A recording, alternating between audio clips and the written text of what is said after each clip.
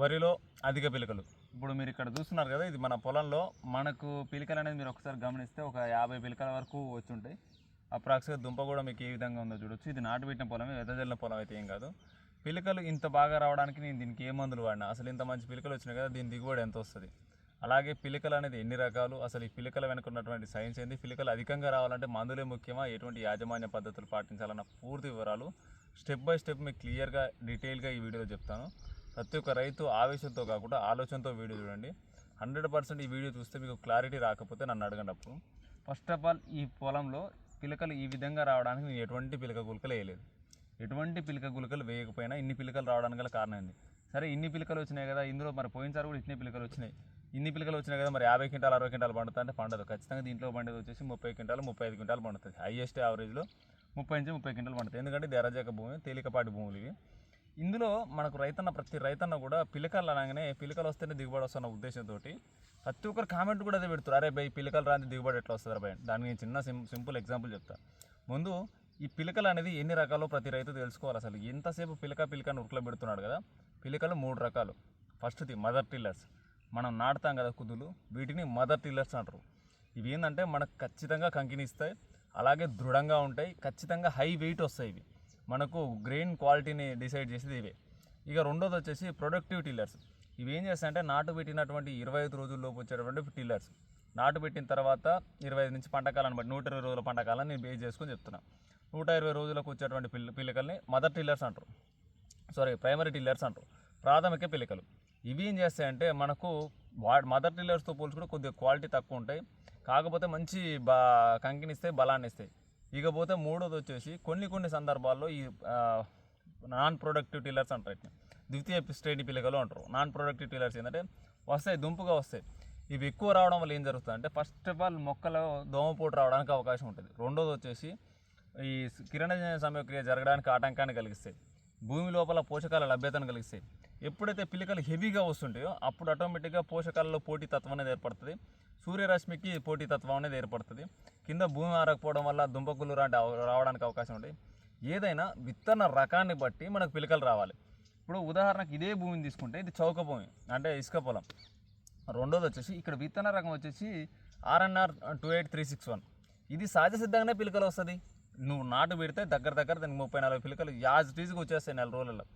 అసలు అట్లాంటి వెరైటీకి నువ్వు ఎటువంటి పిలకలు వేయాల్సిన అవసరం లేదు. అదే JGL 24423 అనే వెరైటీ తీసుకుంటే దాని 75 అనే పిలకలు తీసుకుంటే ఈ 10-15 పిలకలు వస్తాయి. అంతెందుకు, నేను ఇప్పుడు కొత్తగా ICAR పనిచేస్తుంది కదా, కమలా వెరైటీ 1000 గింజల వెరైటీ, ఎకరానికి 60 నుంచి 70 క్వింటాలు దిగుబడి వచ్చేటువంటి విత్తనం మీద తెలుగు మన భారతీయ వరి పరిశోధన సంస్థ పనిచేస్తుంది. దాంట్లో మా అంటే 10 పిలకలు ఉన్నాయి. నేను మొత్తం R&D మొత్తం చూసినప్పుడు 10 పిలకలు 5 పిలకలు 6 పిలకలు ఉన్నాయి. అయినా అది 60 క్వింటాలు వస్తుంది కదా. ఇక్కడ రైతు మైండ్ సెట్ని ఎంత బాగా డిగ్రేడ్ చేశారంటే పీలుకొస్తేనే దిగుబడి వస్తుంది, పీలుకొస్తేనే దిగుబడి వస్తుంది విచ్చలవిడిగా మందులు చల్లిస్తున్నారు. నేను దీనికి చేసిన మేనేజ్మెంట్ ఒకటే బస్తా డిఏపి, దానికి మన తెలుగు ఎవరైతే సఫలా గోల్డ్. ఈ సఫలా గోల్డ్ అనేది పిలకల కోసం కాదు, ప్రధానంగా ఇది పిలకల కోసం కాదు, ప్రొడక్టివ్ టిల్లర్స్ కోసం, అలాగే రూట్ యాక్టివిటీ కోసం, మైక్రోబయాలజీ పెరగడం కోసం. అంతేగాని ఈ పిలక మందు కావాలి నాకు ఫోన్ చేస్తున్నారు, వాళ్ళందరికీ క్లారిటీ కోసం చెప్తున్నా. ఇందులో ఏముంటాయంటే సీవీడ్ హ్యూమిక్ ఉంటుంది. ఇవి ఏం చేస్తాయంటే మొక్కకు స్ట్రెంత్ని ఇస్తాయి. హ్యూమిక్ యాసిడ్ రూట్ యాక్టివిటీ మెరుగుపడడానికి, రూట్ డెవలప్మెంట్కి బాగా ఉపయోగపడుతుంది. సీవీడ్ అనేది మొక్క యొక్క స్ట్రెంత్కి, మైక్రోబయల్ యాక్టివిటీకి, అలాగే మొక్కల్లో పోషకాల నిర్వహణ సరిగ్గా జరగడానికి, ఎంజైమ్స్ అనేది మంచిగా ఉత్పన్నం అవ్వడానికి. ఒక రకంగా మనం జింక్ చల్లుతున్నాం కదా, జింక్ ఏ విధంగా అయితే మనకు ఎంజైమ్స్ యొక్క ఉత్పత్తిలో మంచి పాత్ర పోషిస్తుందో సేమ్ టు సేమ్ సీవీడ్ కూడా ఇలాంటి పనితనాన్నే చేస్తుంది. 100% సీవీడ్ కూడా మొక్కల్లో ఎంజైమ్స్ అనేది ఉత్పన్నం అవ్వడానికి, అలాగే మొక్కల్లో హార్మోన్స్ అనేది ఇంబ్యాలెన్స్ అవ్వకుండా కంట్రోల్ అవ్వడానికి, స్ట్రెస్ మనకు వాతావరణంలో వచ్చేటువంటి బయోటిక్ స్ట్రెస్ని తట్టుకోవడానికి, ఏదైనా తెగుళ్ళు వచ్చినప్పుడు ఆ తెగుళ్ళను తట్టుకోవడానికి ఇది చాలా బాగా పనిచేస్తుంది. ఒక రకంగా స్ట్రెస్ రిలీవరు, ఫుడ్ లాగా పనిచేస్తుంది. దాంతోపాటు మనం ఇచ్చినటువంటి ఈపీబీలో సెకండరీ మెటాబలైట్స్, పాలిసాచురేట్స్ ఉంటాయి. ఇవి ఏం చేస్తాయంటే భూమి యొక్క pHని, నేల యొక్క EHని, రిడాక్స్ పొటెన్షియల్, ఇది మీకు మామూలుగా మన ఛానల్లో చాలా వీడియోస్ ఉంటాయి దీని గురించి. ఈ EH అనేది నేల యొక్క శ్వాసక్రియ రేటుని పెంచుతుంది. దాంతోపాటు ఇందులో ఎండమోపాంథోజెనిక్ బ్యాక్టీరియా ఉంటుంది. ఈ బ్యాక్టీరియా ఏం చేస్తుందంటే మనకు నేలలో మైక్రోబియల్ యాక్టివిటీని, వానపాముల యొక్క సహచర్యని, వీటిని యాక్టివేట్ చేస్తుంటుంది. దాంతోపాటు ఈ మైకోరైజ్ అనేది రూట్ డెవలప్మెంట్, రూట్ డెప్త్కి చాలా బాగా ఉపయోగపడుతుంది.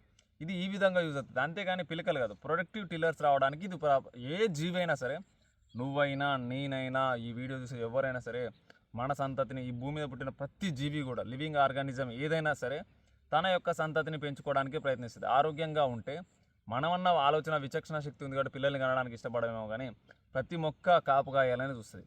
తన ఎదుగుదల కంటే కూడా ప్రతి మొక్క, ఈ భూమి మీద ఉన్నటువంటి ప్రతి మొక్క తన యొక్క సంతతి కోసం మాత్రమే పనిచేస్తుంది. ఆరోగ్యంగా ఉన్న ప్రతి మొక్క పిలకలు రావడానికి ప్రయత్నం చేస్తుంది. ఆరోగ్యంగా ఉన్న ప్రతి మొక్క కంకి రావడానికి ప్రయత్నిస్తుంది.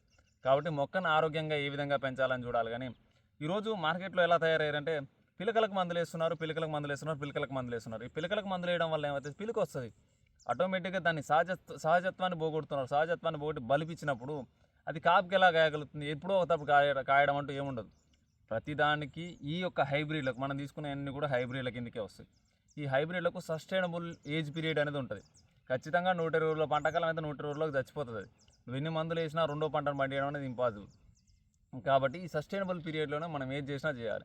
ప్రతి రైతన్న ఇక్కడ తెలుసుకోవాల్సింది ఏంటంటే ప్రొడక్టివ్ టిల్లర్ అంటే ఏంది, నాన్ ప్రొడక్టివ్ టిల్లర్ అంటే ఏంది, పిలకల విత్తన స్వభావం ఏంది.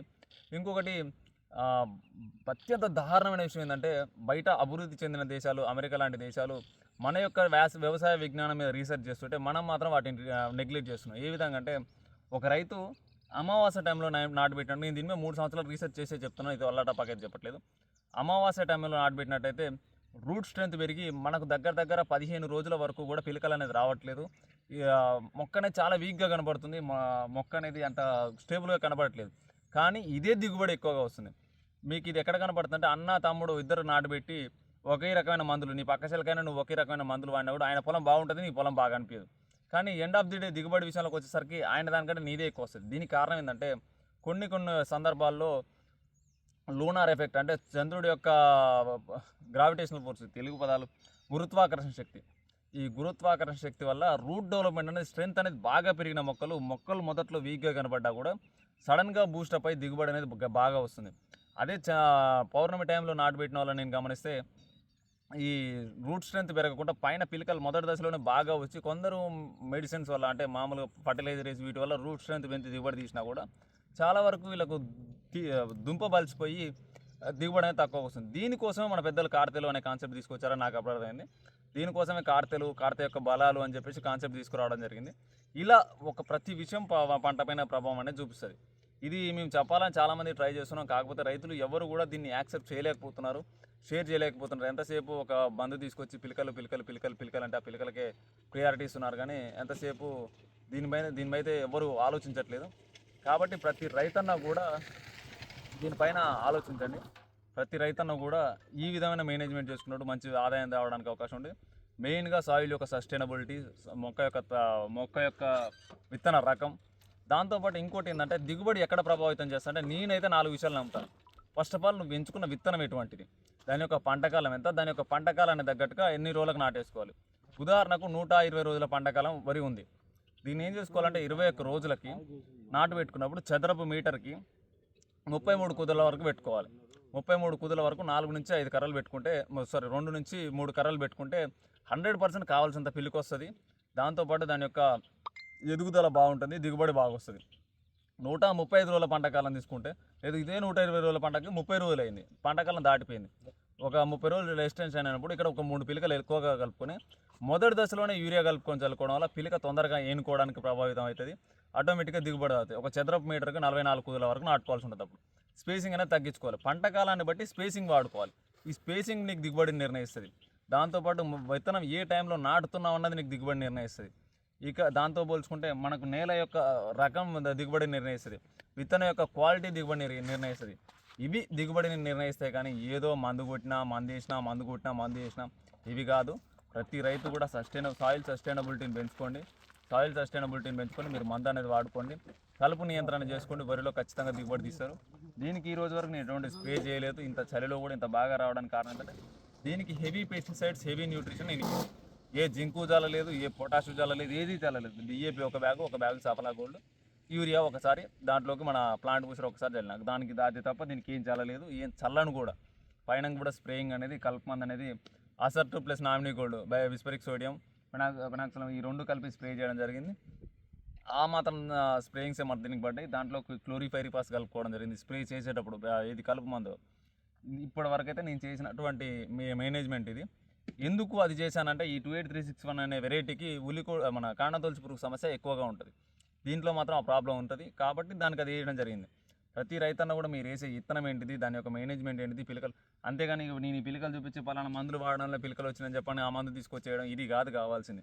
ప్రతి రైతు కూడా ఈ యొక్క విషయాలు పరిగణలోకి తీసుకొని దిగుబడి సాధించండి, కానీ మందులు వేసి అయితే దిగుబడి మీరు సాధించలేరు. ప్రతి రైతు ఈ విషయాన్ని తెలుసుకుంటారని మనస్ఫూర్తిగా కోరుకున్నాను. ఖచ్చితంగా షేర్ చేయండి. ఇలాంటి నాణ్యమైన కంటెంట్ సైంటిఫికల్ ఎక్స్ప్లెనేషన్స్తో యుఎస్ అగ్రికల్చర్స్ లాంటి హైటెక్ అగ్రికల్చర్ని బేస్ చేసుకొని మన యొక్క పురాతన విజ్ఞానాన్ని బేస్ చేసుకొని మన యొక్క వీడియోస్ అనేవి ఉంటాయి. ప్రతిదీ కూడా ప్రాక్టికల్గా చేసిన తర్వాతనే చెప్తాం. కాబట్టి ప్రతి ఒక్క రైతన్న కూడా 100% ఫాలో అవుతారని మనస్ఫూర్తిగా కోరుకుంటున్నాను. జై హింద్, జై జవాన్, జై కిసాన్.